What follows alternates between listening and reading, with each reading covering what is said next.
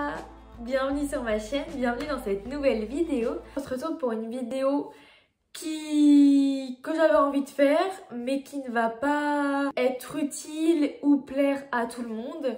C'est une vidéo qui concerne les jobs étudiants, les jobs d'été, les saisons, voilà, appelez ça comme vous voulez. Je voulais juste parler de mes expériences, si jamais il y a des gens qui sont encore en recherche de jobs étudiants, de saison. Peut-être avec mes expériences, je sais pas, ça peut vous dire « Ah non, j'ai pas du tout envie d'y aller » ou « Ah si, pourquoi pas ». Si c'est quelque chose qui vous intéresse, n'hésitez pas à regarder la vidéo. Hop, j'ai mon CV juste ici. Il faut savoir que moi, j'ai commencé les jobs étudiants seulement quand j'ai eu 18 ans, je crois. Pas avant, enfin avant j'ai fait du babysitting comme tout le monde, donc basique. J'ai rien de spécial à dire dessus. Si vous aimez les enfants, bah c'est cool. Si vous aimez pas... bah c'est chiant. Et en plus du babysitting, avant d'avoir 18 ans, j'ai fait du ménage dans des campings. Ça,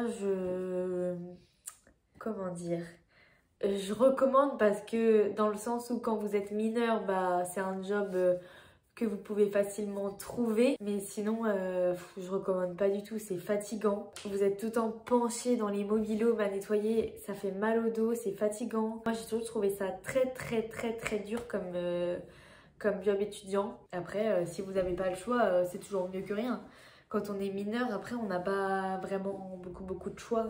À partir du moment où j'étais majeure, j'ai principalement fait mes saisons en supérette ou en supermarché.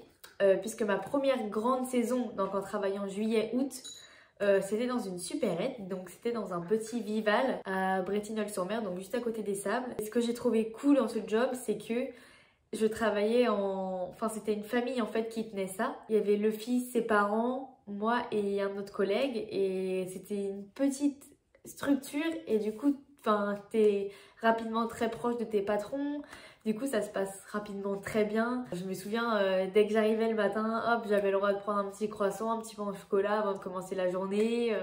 Ça, c'était vraiment cool. Ils étaient super sympas. Je pense que c'est... ouais, j'en garde un très bon souvenir. Après, bien sûr, c'était fatigant.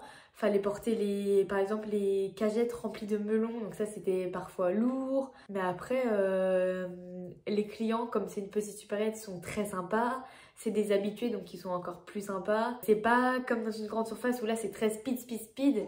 Et après, du coup, j'ai fait les 2 saisons suivantes, donc je les ai faites à Lidl. Pourquoi j'ai voulu changer entre la supérette et Lidl? C'était tout simplement par rapport aux horaires, puisque j'avais une copine qui travaillait à Lidl et qui m'a dit que c'était soit le matin, soit l'après-midi. Ça m'arrangeait fortement. Le Lidl aussi était plus proche de chez moi. Donc Lidl, en fait, en fonction du directeur, entre guillemets, que vous avez, ça peut se passer très bien, ce qui était mon cas, puisque je sais pas si vous avez vu tous les reportages à la télé sur Lidl, sur les conditions de travail des salariés, où les journalistes en rajoutent des caisses et des caisses, alors que moi, à Lidl, les 2 saisons, j'ai kiffé quoi, comme job étudiant, c'était cool. Il y avait une super entente, bien sûr pas avec tout le monde parce que c'est une plus grosse équipe qu'en supérette. Ce qui parfois fait peur aux gens, mais ce que moi j'ai bien aimé, c'est le côté polyvalent. C'est que, par exemple, t'es du matin, donc le matin t'arrives, le magasin est fermé, tu fais la mise en rayon. Après ça tourne, tu peux mettre en rayon le frais, tu peux mettre en rayon le sec, tu peux mettre en rayon le surgelé. Et après, hop, quand le magasin ouvre, tu vas en caisse. Puis quand il y a moins de monde en caisse, tu sors de ta caisse pour aller remettre en rayon. S'il manque une chose à faire, bah tu vas là. De toute façon, il y a toujours des trucs à faire à Lidl, mais c'est ça que j'ai trouvé, ouais, moi j'ai trouvé ça chouette. Parce que moi, c'est quelque chose dont j'ai horreur, c'est de m'ennuyer. Je m'ennuie très rapidement dans les jobs. Gros point positif de Lidl aussi, par exemple, niveau salaire, c'est que vous faites un 30 heures, payé 35. Donc après, bien sûr, l'été, on fait quelques heures sup. À savoir qu'à Lidl, vous badgez tout le temps. Donc dès que vous faites une heure sup, vous savez que c'est pris en compte par la machine et que donc elle vous sera payée. Et puis en plus, à Lidl, vous recevez à la fin la prime de... Par exemple, moi, pour avoir travaillé la 2e année juin, juillet, août, il me semble qu'en septembre, j'ai touché quasiment 950 €. Et là, du coup, Lidl, ça a été mes dernières saison avant l'été où j'étais en alternance. Donc pendant mon alternance, j'avais pas de saison. Ça, c'est pas trop en rapport avec la vidéo, donc je vais pas en parler, mais j'étais en alternance au siège d'un réseau de salles de sport. Et du coup, après, à la fin de mes études, j'ai alterné pas mal de CDD puisque je savais pas trop au final ce que je voulais faire. En fait, je m'ennuyais assez rapidement. D'ailleurs, à l'heure actuelle, je ne sais toujours pas ce que je veux faire plus tard, mais ça, c'est pas grave. Donc j'ai été à Pokawa, c'est de la restauration rapide, c'est des bols où les gens choisissent ce qu'ils veulent mettre dedans, donc des légumes, des protéines, des graines, de la sauce, enfin ce qu'ils veulent. Normalement vous connaissez Pokawa, enfin de toute façon je vous mets le petit logo là juste ici. Du coup qui dit restauration rapide dit horaire de restauration et dit journée coupée et dit un jour de repos par semaine. Point positif pour moi, ce que j'ai adoré c'est d'être en relation avec les clients, de travailler en restauration dans le sens où faire des commandes, ça me déplaisait pas, préparer les bols, je trouvais ça cool, aller en cuisine, parfois quand le cuisinier n'était pas là pour couper des choses, ça me dérangeait pas, enfin au contraire j'aimais bien. Par contre ce que j'ai pas du tout aimé en restauration, c'était les horaires, c'était genre 10h, 15h, 18h, 23h, sauf qu'entre 15h et 18h, le temps de rentrer chez toi et de manger, tu fais rien de ta journée. De plus, moi qui fais beaucoup de sport, t'as qu'un seul jour de repos dans la semaine, donc le soir, entre 18h et 23h, tu peux pas aller au sport. Après, j'ai fait de la restauration, pas en pleine saison, donc c'est encore différent, je pense. Moi, c'était encore plutôt calme, alors qu'à mon avis, l'été, ça doit être très très très très dur. Après Pokawa, j'ai été à Decathlon. J'y suis allée pour remplacer quelqu'un qui était en arrêt maladie en gros. Et donc j'avais des contrats 2 semaines par 2 semaines.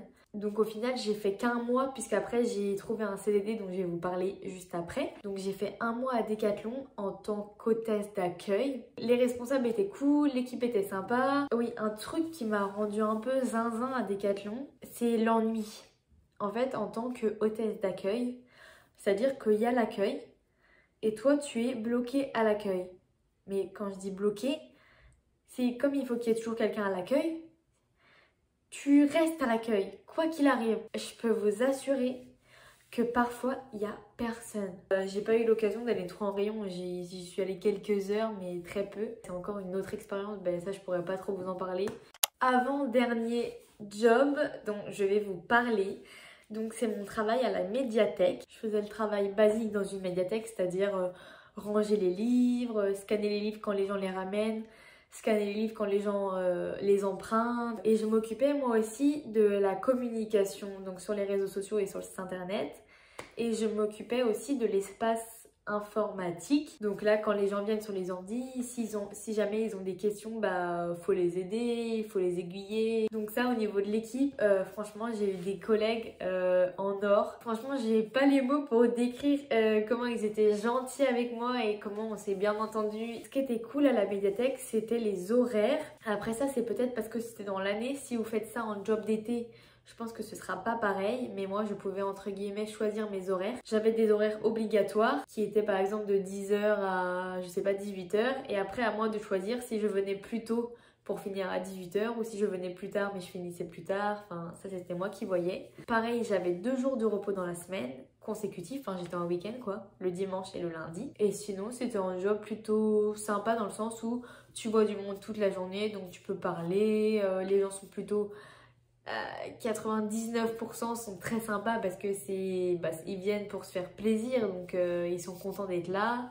Enfin, dernier job dont je vais vous parler, c'est un job dans lequel je travaille actuellement. Donc je travaille dans un camping, donc un camping qui est situé au Sable d'Olonne, un camping 5 étoiles. J'ai commencé fin mars et mon contrat se termine début septembre. Je pense que j'ai vu assez de choses pour pouvoir en parler. Point positif, le contact avec les gens. Il y a toujours des choses à faire, donc ça niveau ennui, je suis ravie. Je ne m'ennuie pas. Il y a toujours, mais vraiment toujours des trucs à faire. Mes collègues sont très sympas, mais ça pareil, ça dépend de sur qui vous tombez. Les horaires, elles sont plutôt bien. La journée, elle est coupée.